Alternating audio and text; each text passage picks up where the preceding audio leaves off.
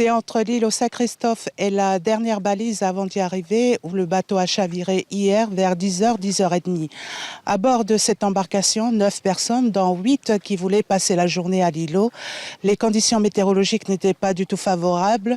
Une mer agitée, il y avait beaucoup plus de vent qu'aujourd'hui. Fort heureusement, ces naufragés ont été secourus par le pêcheur Setenitoa Uli et ses fils.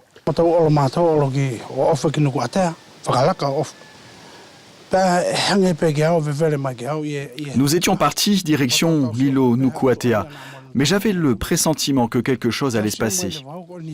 À chaque fois, je jetais un coup d'œil derrière, vers le bateau, car j'avais peur qu'il ne puisse pas arriver à destination.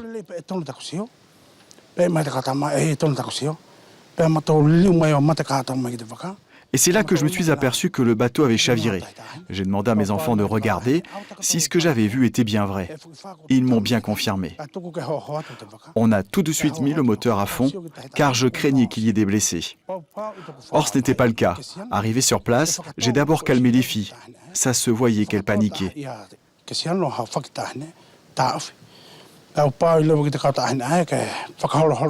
Il y avait une fille qui avait du mal à bouger.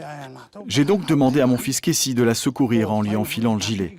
Ensuite, j'ai appelé les autres pour qu'elles se rapprochent du bateau. Il y en avait une qui était tout à fait à bout de force. Elle commençait à couler. Heureusement, mon beau-fils Agato a eu le réflexe. Il a vite attrapé sa main, sinon elle se serait noyée. On a essayé de la faire monter à bord par derrière et c'est mon dernier fils qui l'a aidé.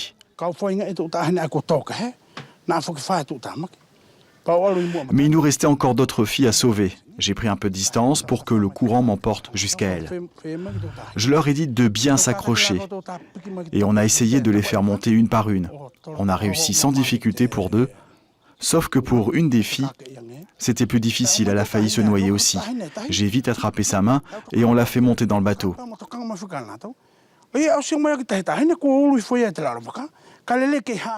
On a pu aussi ramener l'embarcation qui a chaviré, et tout le monde à terre sain et sauf.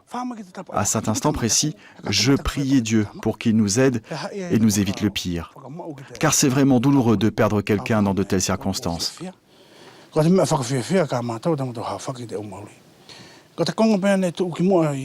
Le Seigneur était avec nous.